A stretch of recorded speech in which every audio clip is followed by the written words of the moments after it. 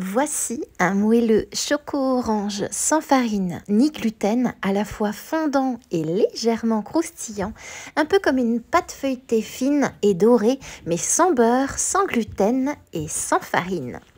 Un dessert bluffant, pris en quelques minutes, qui réunit la douceur du chocolat et la fraîcheur de l'orange dans une version aussi simple qu'élégante. C'est le genre de pâtisserie fait maison qui donne envie d'en refaire encore et encore. Une texture douce, un cœur fondant et ce goût d'agrumes qui rappelle un peu les gâteaux de nos dimanches d'hiver, mais revisités sans aucune farine ni gluten.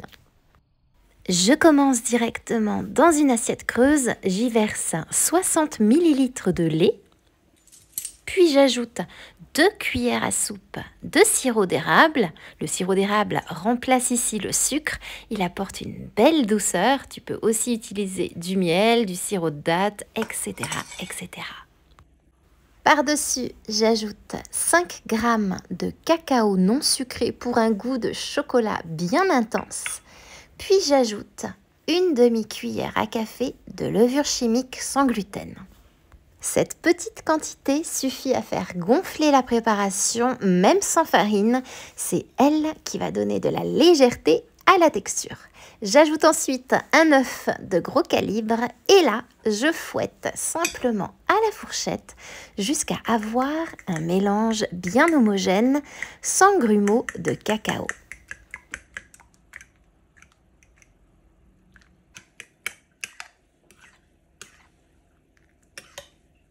Et comme je me rends compte que mon assiette est un peu petite pour accueillir des galettes de riz, je transvase tout dans un petit moule à tarte, juste pour avoir assez de place pour les tremper. Pour chaque moelleux, j'utilise 2 feuilles de riz. Je plonge la première feuille dans le mélange des 2 côtés pour qu'elle s'imbibe bien des 60 ml de lait, de cacao, de sirop d'érable. Puis je l'égoutte légèrement par-dessus et je la dépose sur une feuille de papier cuisson. Je fais exactement la même chose avec la deuxième feuille de riz que je pose par-dessus la première. Puis je laisse reposer 15 à 20 secondes afin que les galettes de riz s'assouplissent. Et ensuite, je replie les 4 côtés pour former un petit rectangle.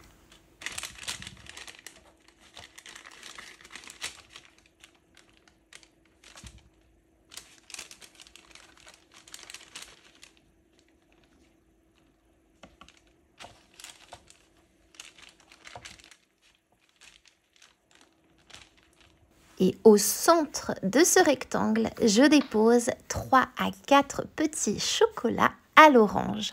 Alors, si tu n'en as pas, tu peux adapter. Tu peux ajouter du chocolat noir, du chocolat au lait, du chocolat blanc. Tant que tu ajoutes un peu de zeste d'orange pour garder ce côté choco-orange ultra gourmand. C'est ce mélange entre l'amertume du cacao et la fraîcheur de l'agrume qui rappelle les bons gâteaux chocolat orange des pâtisseries boulangeries. Je referme ensuite mon rectangle sur lui-même pour former un triangle bien soudé et je le dépose sur une plaque recouverte de papier cuisson. Je recommence exactement la même chose avec les 2 autres feuilles de riz pour former le deuxième moelleux et c'est parti pour une cuisson au four en bas du four à 180 degrés pendant environ 18 minutes. Et voilà, à la sortie du four, tu vois tout de suite qu'ils ont bien gonflé. Ces moelleux sont faits pour être dégustés immédiatement, chauds ou tièdes. C'est là que la texture est la plus bluffante, encore bien gonflée, bien souple, avec le cœur chocolat orange ultra fondant. En refroidissant, ils se raplatissent un petit peu, un peu comme un soufflé. C'est tout à fait normal, surtout si tu les manipules beaucoup. Tu peux les manger tels quels, ils sont délicieux comme ça. Mais si tu veux ajouter une petite touche plus pâtisserie, tu peux faire comme moi, faire fondre un peu de chocolat noir, napper le dessus au pinceau en fine couche, puis ajouter quelques zestes d'orange. Ça donne un beau contraste visuel, ça brille et ça rappelle immédiatement la saveur chocolat orange. Un dessert parfait pour un goûter rapide, une envie de chocolat le soir ou pour surprendre quelqu'un qui pense qu'on ne peut rien faire sans farine. C'est aussi une douceur parfaite pour les fêtes de fin d'année. Entre le chocolat, l'orange et cette texture moelleuse, on retrouve vraiment l'esprit des desserts de Noël sans avoir besoin de farine ou de pâte à tarte ou de pâte feuilletée. C'est une idée simple mais qui surprend toujours à table parce qu'elle est à la fois raffinée et facile à faire, même quand on n'a pas beaucoup de temps. Et puis elle a ce petit plus, elle convient aussi à ceux qui sont sensibles ou allergiques au gluten ou qui essaient simplement de réduire la farine dans leur alimentation sans renoncer à la gourmandise. Bon, et moi maintenant, je vais te poser ma question du jour qui est toute simple. Tu es plutôt team chocolat orange ou alors team choco-noisette ou team choco-citron?